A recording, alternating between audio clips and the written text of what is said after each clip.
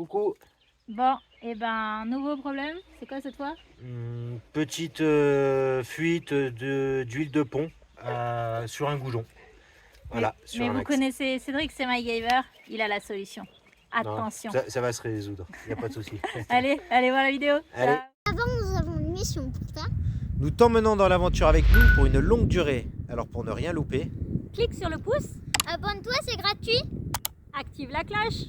C'est fait. C'est parti mon kiwi.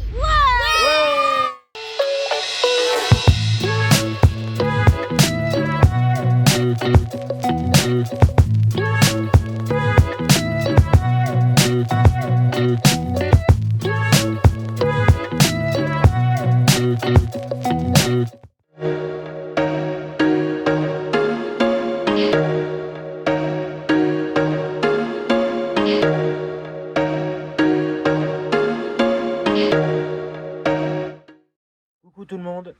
Alors je vais vous montrer dans cette vidéo, j'ai une petite fuite sur l'axe de roue arrière. Alors c'est le cardan, on va dire, qui rentre dans le pont. Alors en fait j'ai une fuite ici au niveau du boulon. Donc là moi ce que je vais faire c'est que je vais retirer la pièce complète. Donc c'est un grand axe qui rentre dans le pont. Et je vais donc tout nettoyer et refaire le joint. Et je vais faire un joint en papier. Parce que ça fait plusieurs fois. Alors à l'origine c'est monté à sec comme ça, mais j'ai toujours une fuite. Donc je vais fabriquer un joint en papier et le faire pour plus que ça bouge. Pourquoi Voilà. tu mets un joint en papier et pas un joint Parce que je mettais un joint en silicone et ben, ça fait 2 fois, ça fuit toujours. Alors que c'est monté comme ça à sec normalement. Je l'avais remonté à sec, ça fuit. J'ai mis de la pâte à joint, ça fuit. Donc là, je vais faire un joint, un vrai joint plein. Bon, Voilà. tu nous expliques comment on En fait ça? papier. Allez, je vais vous montrer ça. Donc voilà, j'ai démonté ma pièce.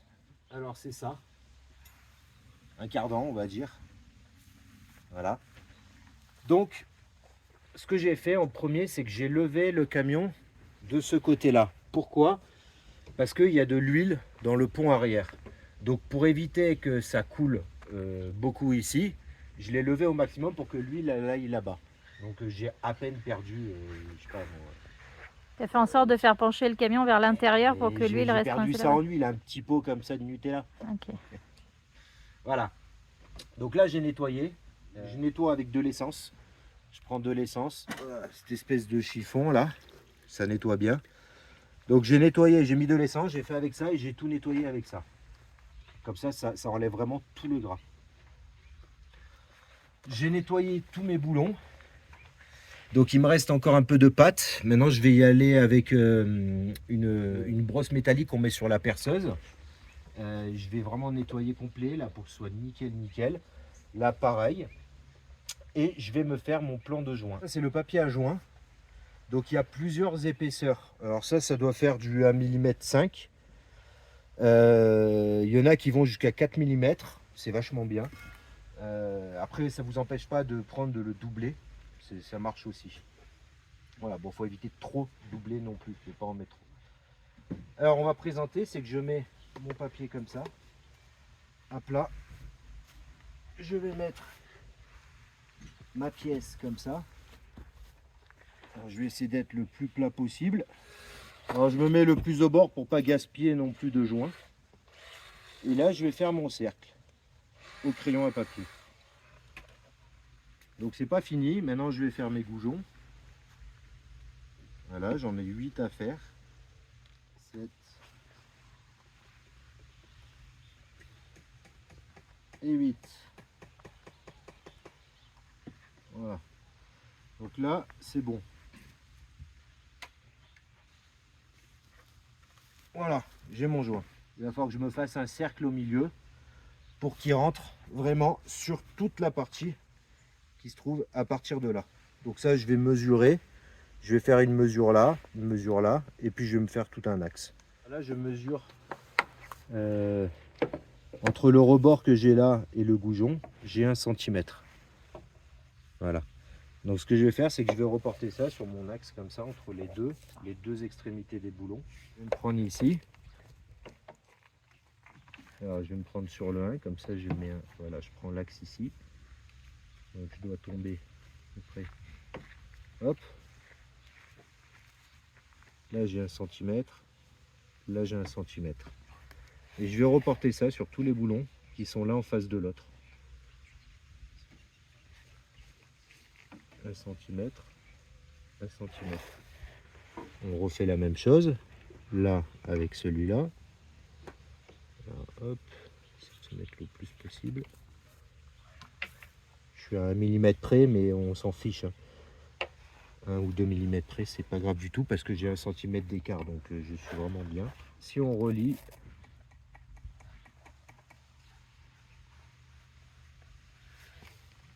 je vais avoir mon cercle. Alors on peut très bien le faire encore plus précis avec un compas, tout ça. Moi j'en ai pas besoin. Voilà. J'ai mon cercle. Donc mon joint, ça va être toute cette partie-là. Ça, je m'en fiche. Je le récupérerai parce que ça peut toujours servir. Donc là, je n'ai plus qu'à me découper ici, me faire mes trous là et découper au milieu. Et j'aurai mon joint qui ira parfaitement. Pour faire les trous ici bien ronds, normalement, il y a un outil qui est rond, du coup, hein, de la taille qu'on veut. Et on le présente, on tape d'un coup et bam, ça le découpe. Sauf que moi, j'ai pas ça.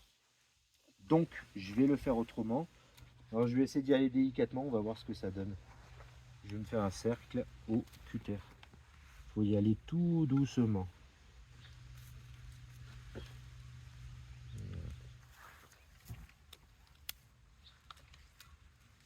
faut vraiment pas être pressé, il faut prendre le temps parce que sinon là au cutter on a vite fait de foutre en l'air le joint.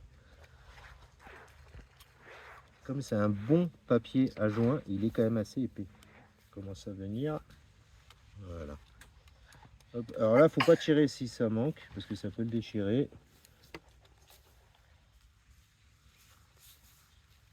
Voilà. Donc là, j'ai un premier trou. Donc j'en ai 8 à faire comme ça. Bah, bon courage. Hein.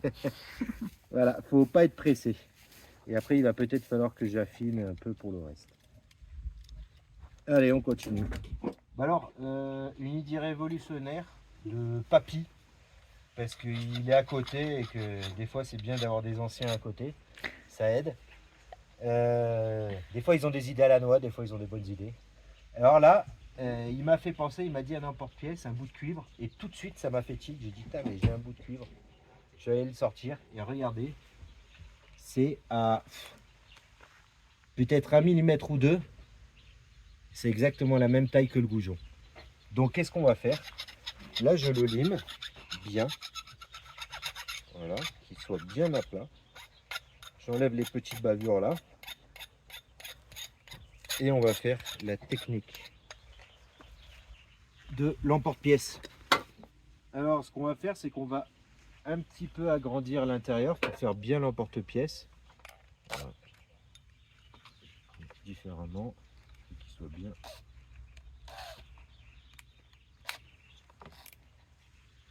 Là, on va l'agrandir. Oh, ça chauffe. On va essayer de le faire coupant. C'est pas mal du tout là. Et là, on va reprendre la lime. On fabrique un emporte-pièce.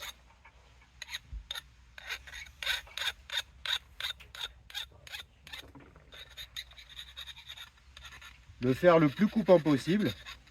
Et comme c'est du papier, ça va se faire bien comme il faut. On va faire le test.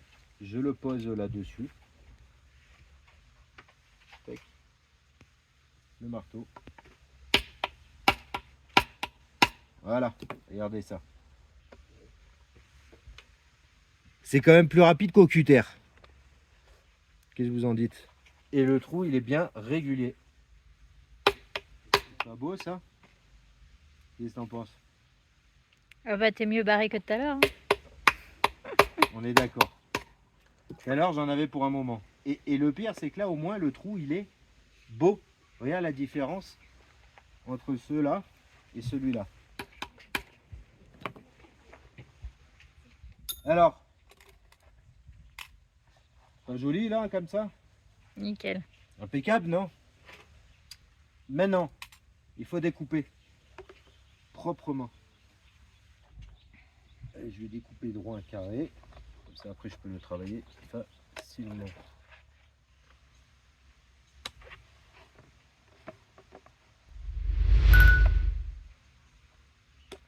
Voilà.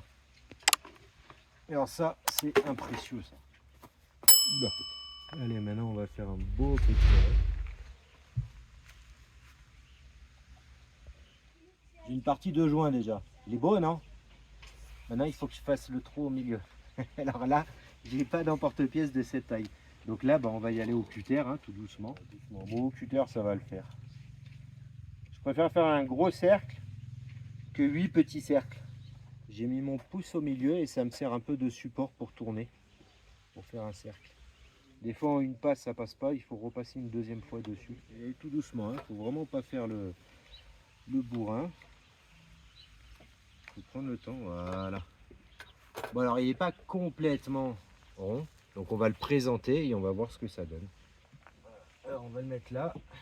Déjà on est pas mal du tout, les ronds, tout ça c'est bien. Donc il va falloir que j'affine un peu. Il faut savoir que quand on va l'entrer, normalement le joint il a tendance à faire son travail, à s'écraser. Donc faut ça force un peu. Ouais, mais pas trop non plus. Ouais, c'est pas trop mal du tout. Ça me plaît bien. C'est pas mal. Je vais y aller doucement pour le rentrer. Là maintenant, je vais le présenter sur ma pièce là-bas pour l'axe central. Et tu vas le laisser cette épaisseur là ou tu vas l'épaissir un peu? Je vais mettre cette épaisseur là. Je vais le présenter là. Et là, je vais voir ici comment... Ah bah c'est bien. Alors si je le mets sur les trous, voilà. Vous voyez ce que je disais, je suis pas nickel dans le sens où l'autre côté on est plaqué. Là je le suis pas, mais c'est pas un souci parce que j'ai une marge quand même qui était de 1 cm. Si vous voyez là, il y a 1 cm entre le rebord et le trou du goujon. Donc son boulot, il va le faire quand même parce que j'ai enlevé quoi, peut-être 2 mm d'un côté. Donc ça va le faire largement quoi. Voilà, on y est. Bah maintenant, je vais remonter tout ça. Je vais me gratter tout ça maintenant à la... Comment on appelle ça? À la brosse métallique que je mets sur la perceuse. Et pour être sûr que ce soit bien sec, que ça accroche, je vais mettre un petit coup de ponçage après et de la pâte à joint. Alors c'est ça, la petite brosse métallique sur la perceuse. Et là, hop, on y va.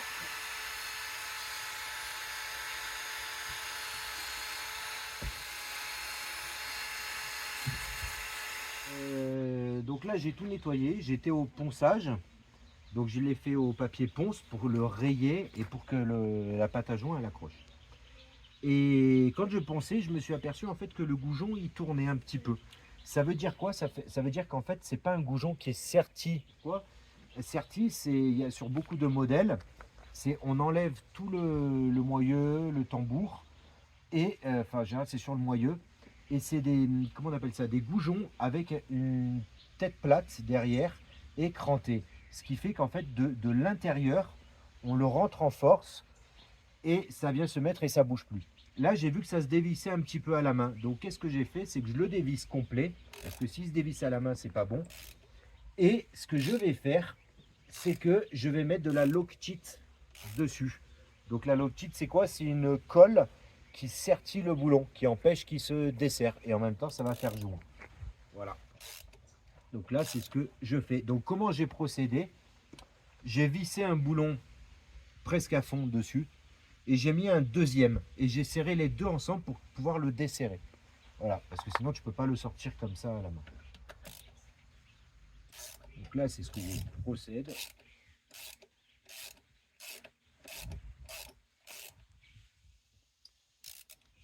Voilà.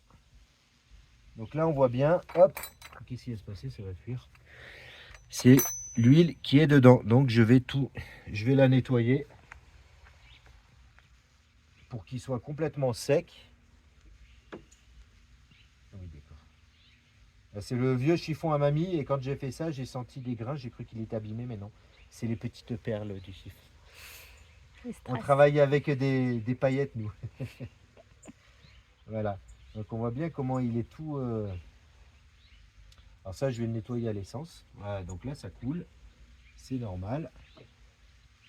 Donc ce qu'il va falloir faire, c'est que je nettoie complet avant de pouvoir remettre mon goujon. Donc, c'est ce qu'il y a là, c'est le surplus qui reste en fait. Donc ça va être chiant ça à nettoyer, c'est très très chiant. Voilà, fini. Alors, j'ai tout nettoyé l'intérieur, j'ai enlevé tous les goujons. Pourquoi? Parce que j'en ai vu un deuxième qui n'était pas vraiment serré à fond, donc qui est susceptible après de fuir par la suite. Donc, j'ai sorti tous mes goujons. Comment j'ai sorti mes goujons? J'ai mis, comme vous voyez là, ça c'en est un. Ça, c'est un goujon. Ça, c'est avec les écrous dessus. Ce que j'ai fait, c'est que j'en ai vissé un presque à fond. J'ai mis l'autre dessus, je les ai serrés ensemble. Un dans un sens, un dans l'autre pour qu'ils soient bloqués. Et avec celui du fond, on débloque. Donc, j'ai pu tous les sortir comme ça. Ensuite, donc c'était assez gras dedans, ce qui est quand même normal, mais pas jusqu'au bord. Donc, qu'est-ce que j'ai fait? J'ai pris avec de l'essence mon petit bout de gna et j'ai passé dedans à fond. Et après, pour que ça coule jusqu'au dernier, et après j'ai tout absorbé avec le chiffon. Donc j'en ai mis. Ça prend du temps. Ça prend vraiment beaucoup de temps parce que c'est pas facile à accéder. Maintenant, il peut y avoir d'autres techniques, mais moi c'est la seule que j'ai à ma disposition. J'avais tout nettoyé là. Là, un dernier petit coup comme ça de papier ponce parce que j'ai pas les goujons, donc c'est beaucoup plus facile de faire tout autour quand je vais avoir mon joint. Donc on le fait bien. Alors pourquoi? Au début je l'ai fait à la brosse métallique comme ça, ce qui va bien, mais ça a tendance à le lisser. Moi je ne veux pas qu'il soit lisse, je veux le rayer. Pourquoi? Parce que quand je vais mettre ma pâte à joint, elle va rentrer dans la rayure, ça va accrocher en fait. Le fait de le rayer, ça accroche. Donc là c'est bien. Voilà, on regarde qu'il n'y ait pas de bavure, rien. Ah oui, je voulais vous montrer une chose aussi importante avant que je termine ça. Tout à l'heure, quand j'ai préparé ma pièce, qui est là, ça c'est plaqué contre l'autre pièce là-bas. Et ce qui se passe, c'est que pour la décoller, tu es obligé souvent de mettre un petit tournevis pour essayer de l'écarter, que tu tapes. Sinon, il ne vient pas. Et ce qui se passe, c'est qu'on crée une bavure. Donc si on crée une bavure, qu'est-ce qui va se passer quand tu vas le remettre? Ça va te faire une petite épaisseur et tu peux avoir un risque de fuite. Donc qu'est-ce qu'on fait? Tu regardes où tu as ta bavure. Admettons que là, voilà, là il y a un morceau, là, tout à l'heure que j'ai fait. Tu vas avec ta lime bien plate et tu le rectifies. Voilà. Tu mets le doigt et tu vois si c'est lisse. Si c'est lisse, c'est parfait. Tu rayes aussi avec ton papier ponce. Voilà. Et tu fais le tour où c'est que tu as fait. Voilà. Donc moi c'était ici qu'il y avait une bavure. Et la dernière fois c'était ici. Mais là c'est nickel. Donc ça c'est important parce que s'il y a une bavure, qu'est-ce qui se passe? Ça fait plus l'étanchéité quand tu vas le replier. Voilà. Allez, maintenant on va mettre les goujons en place. Alors, on va se préparer cela. Hop, petit coup de chiffon. Propre, et on va prendre de la Loctite. Alors la Loctite c'est quoi? C'est juste de la colle. J'ai dû le faire dans une vidéo antérieure, que c'est une colle spéciale pour métal, pour les boulons, les goujons, pour pas que ça se desserre. Donc sur les voitures on l'utilise notamment sur les écrous de frein. Voilà, vous voyez celle-là elle est bleue. Alors il n'y a pas besoin d'en mettre beaucoup. Pourquoi? Parce que quand ça rentre dans le filetage, désolé, il faut l'amorcer. Hein. Elle n'est pas neuve. Alors voilà, là, vous voyez, j'en ai mis sur le filetage. Alors, ça suffit largement. Pourquoi? Parce que quand je vais le serrer, la Loctite, elle va se mettre sur tout le filetage là. Et du coup, vous allez même peut-être le voir, ça va peut-être déborder un peu.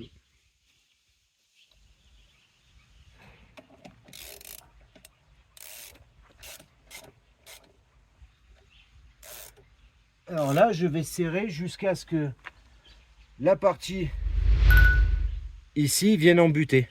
Il va y avoir les deux plats ou coniques. Là, moi, je vais jusqu'à ce que ça bloque.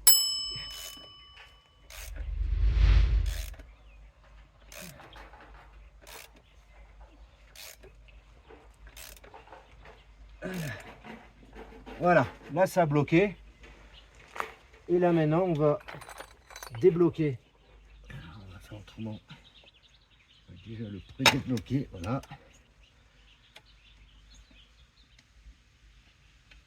Je vais resserrer juste pour que ça retourne.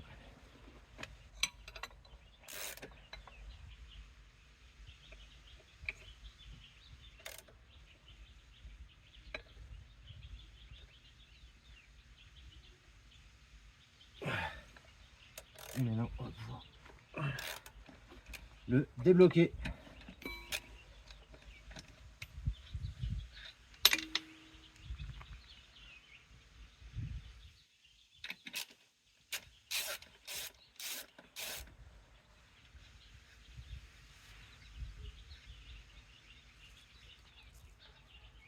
Voilà, donc là il est en place. Et celui-là il ne bougera plus parce qu'il y a la loctite qui va faire aussi office de joint. On va faire les autres. Bon, ça y est, j'ai mis tous les goujons. Donc j'essuie la loctite parce qu'elle va sécher et durcir. Donc pour pas que ça me fasse une épaisseur. Donc ça c'est le surplus. Donc ça veut bien dire qu'elle a fait tout le tour à l'intérieur du filetage et qu'elle ressort. Donc là je sais que mes goujons ils sont remplis de loctite. Donc ça va et à la fois faire l'étanchéité et à la fois métal contre métal. C'est une colle métal en fait. Tout simplement. Et puis voilà, là je vais être tranquille. Je sais que je ne pourrai pas avoir du tout de fuite ou que ça va se desserrer. Donc c'est parfait. Que ce soit nickel, nickel, la propreté. Comme ça, je vais pouvoir enquiller mon plan de joint. Pourquoi j'ai fait ça? C'est juste pour agrandir un petit peu, pour que ça passe mieux, que ça force moins. Ça me plaît mieux déjà là. Ça va le faire. Oui, ça va le faire. Ok, allez. Alors qu'est-ce qu'on va faire? On va faire pâte à joint. Alors, je connais pas ça. On est à Mexico, el país de Mexico, qui travaille beaucoup avec la marque Trooper. Alors, c'est un truc chinois. C'est au gamme chinois. Donc, j'ai réussi à trouver ça dans une ferreteria parce que j'en avais plus. Hein. Alors, c'est sec, il dit en 1 heure et complètement en 24 heures. Cool. Donc, c'est de la pâte à joint moteur. Alors, il avait de la noire et de la rouge. Je lui ai demandé quelle est la différence. J'ai regardé, c'est la même chose. C'est juste une question de couleur. Donc, ce qui est important à savoir, c'est les températures. Ça va de moins 50 à 250 degrés. Alors, je préfère plus. Je préfère la pâte à joint qui va jusqu'à 450. Mais bon, il n'y a que ça, donc je fais avec. C'est pas le moteur, ça chauffe pas pareil, ça chauffe quand même. Ça devrait le faire. Voilà, ça devrait le faire. Après, je connais pas la marque. Voilà, c'est ça le hic. Moi, j'ai l'habitude de travailler avec des marques et là, on les retrouve pas. Donc, il faut couper le petit bitonio et on va aller mettre un peu de pâte avant le joint. Alors, c'est ça d'en mettre beaucoup. Hein. On va juste en mettre un petit peu. Donc, on va en mettre juste un peu de partout là. Pas d'épaisseur, hein, juste que ça colle. Un petit tout le tour.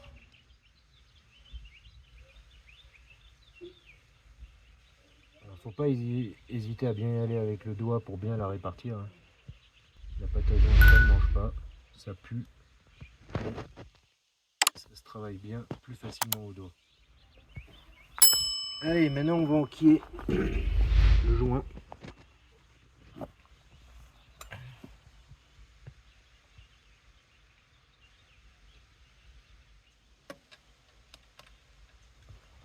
Et alors, qu'est-ce que je fais? Je prends une douille pour y aller doucement, pour que ça rentre, sans abîmer, pour répartir la pression. Donc j'enquille mon joint.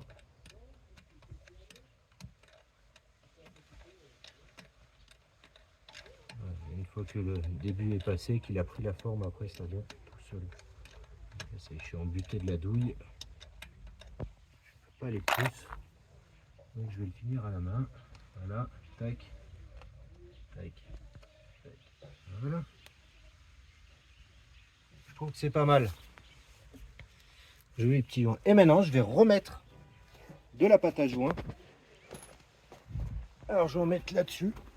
Directement, ce sera plus facile que là où il y a les boujons.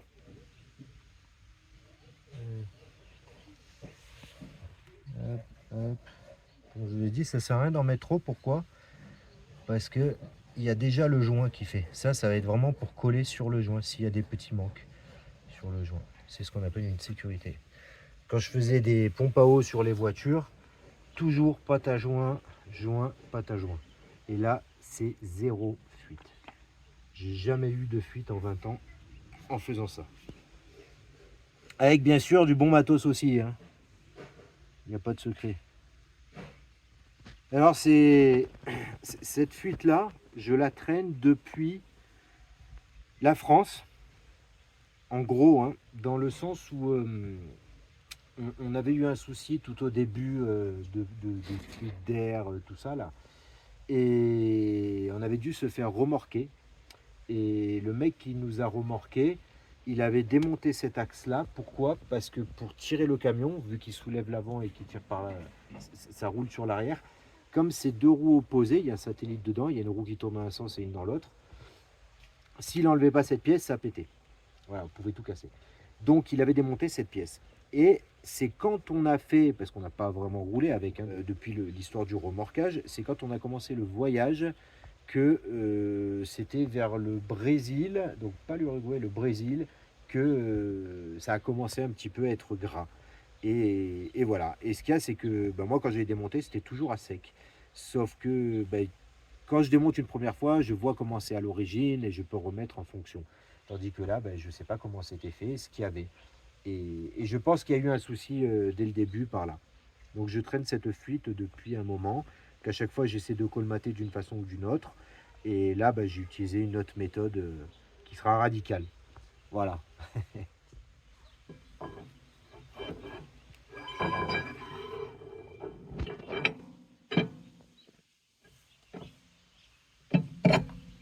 Et voilà. Et maintenant, on va serrer le tout.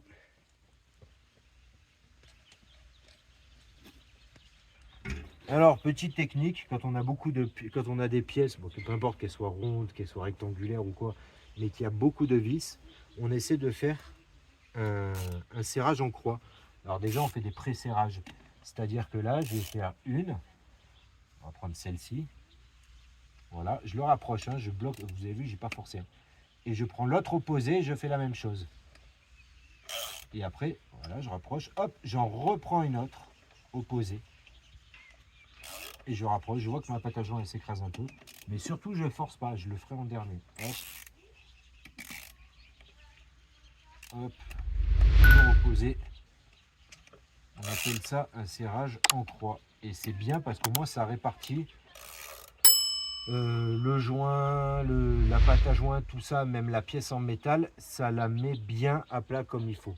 Ça fait pas des serrages de tac tac tac où elle peut se gondoler ou quoi que ce soit. Là, c'est uniforme. Là maintenant on serre un peu plus. Hop, on peut faire comme ça. Tac, tac, tac, et tac. Et maintenant on va le prendre. Pareil, je refais en croix. Toujours avec l'opposé. Hop, tac, tac. Alors ce qui est bien aussi, quand on a beaucoup de boulons, comme quand on fait une roue, c'est de compter pour être sûr. Quand on a beaucoup de boulons, hein, de compter pour être sûr qu'on a bien serré le nombre de boulons. Là, par exemple, j'en ai 8. On va faire comme ça. On va faire, allez, on va faire 1, 2, 3 et 8. Et maintenant, comme c'est du poids lourd, je vais utiliser la barre. Est-ce que vous connaissez le compte sur la barre de fer? La barre de fer. La barre, parce que c'est du poids lourd, donc il y a besoin de force. Donc j'ai pas de cliquet poids lourd, mais ça y va bien quand même, et ça suffit là-dessus. C'est du 22, donc ça va. Allez, on y va, on recompte. 1.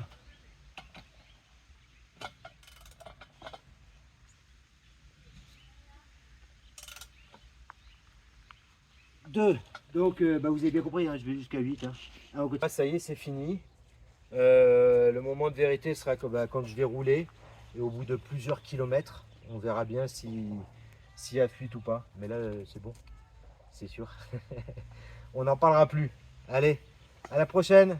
Ciao.